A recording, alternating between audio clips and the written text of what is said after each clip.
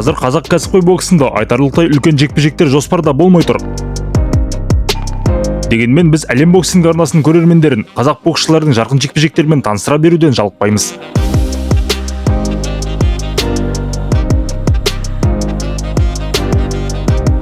Бүгінгі видеода қазақ боксының ғана емес, әлемдік бокстың жұлдызына айналып үлгерген Жәнібек Әлімханұлының мансабының алғашқы сатысында бұрынғы әлем чемпионын қалайша жекпе-жектен бас тартуға мәжбүр еткендігі жайлы айтатын боламыз.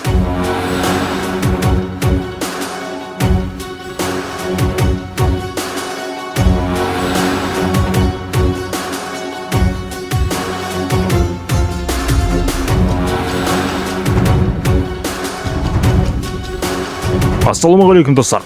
Әлемдік бокс жайлы қызықты ақпараттар беретін әлем боксинг арнасына қош келдіңіздер.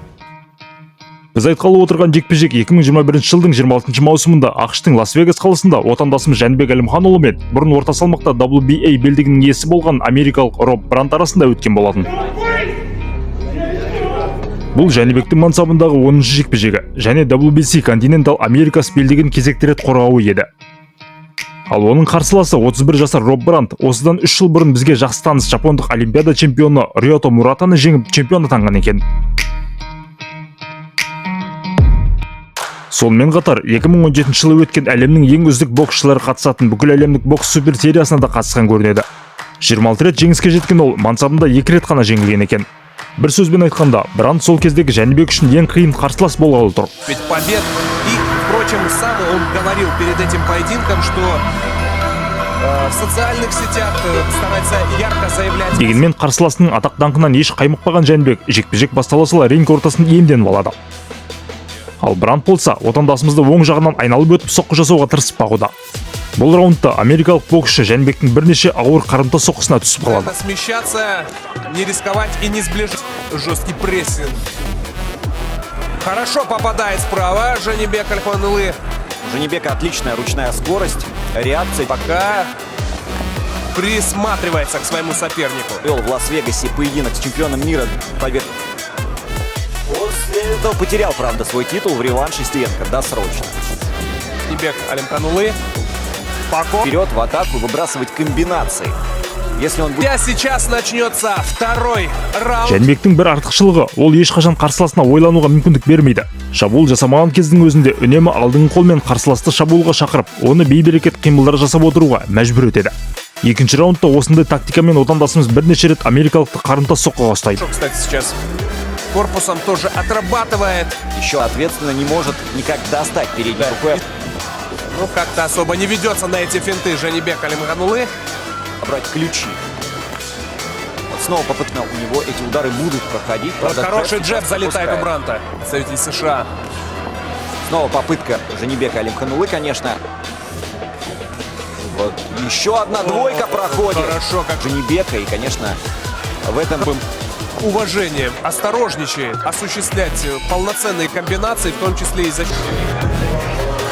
Ну что ж, продолжаем мы смотреть. Үшінші раундта Бранттың қимылынан аздаған шарасыздық белгілері байқала бастайды.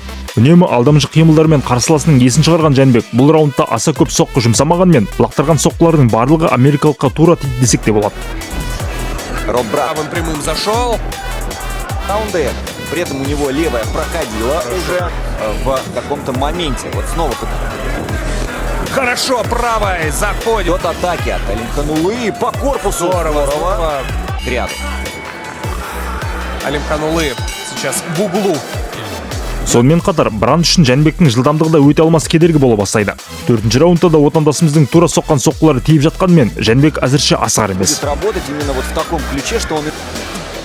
А здесь мы видим, что Жәнібек работает в свою прежнему ринга на стороне Жәнібека Әлімханұлы. Максимально осторожно Роб Брант избегает он прямого столкновения. Хорошая комбинация, и как правый заходил, как таран. Бека не дает он ничего. Что у Бранта. Пятый раунд. Призывал Бадди Магирт. 5-ші раундта Брант бағын жақын қашықта сынап көрмек болып, бірнеше рет қашықты қысқартып көреді. Бірақ Жәнібектің қарымта соққыларынан соң бұл ойыннан бас тартып қашып жөнелуге мәжбүр болады. Что нужно действовать, то сейчас сам. Вот неплохо на стороне Жәнібека Әлімханұлы. Дистанция. Перекрывается.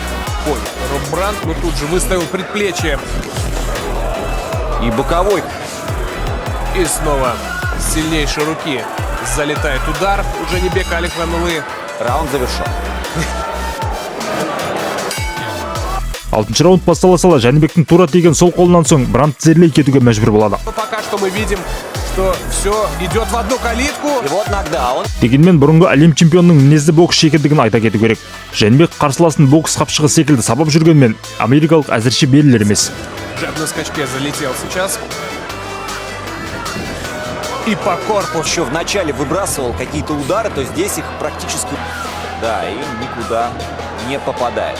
И хорошо, левый залетает сбоку, двой. Снова джеб мощный. Силовой. Жается. Очередная двойка в том, сколько готов Роб Брандт терпеть.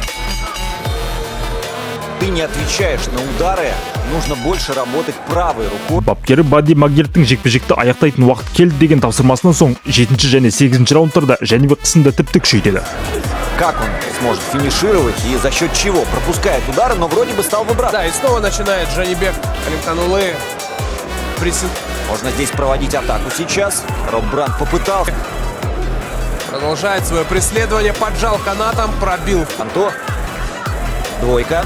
Когда мы видим поединки левши против правши, вот сейчас состояние вот этого контроля, но хороший удар. Первый хороший удар Роба Брандта.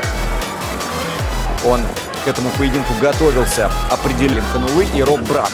8-й раунд. Да, и Джанибек Алимханлы, то и самой стандартной техники. Уже стал больше выбрасывать. В предыдущем раунде робот сейчас джеб прошел. Заходит он за переднюю ногу временами. И может включать дальнюю руку, пропускает апперкот. Снова отдает пространство Брандт. И двойка заходит.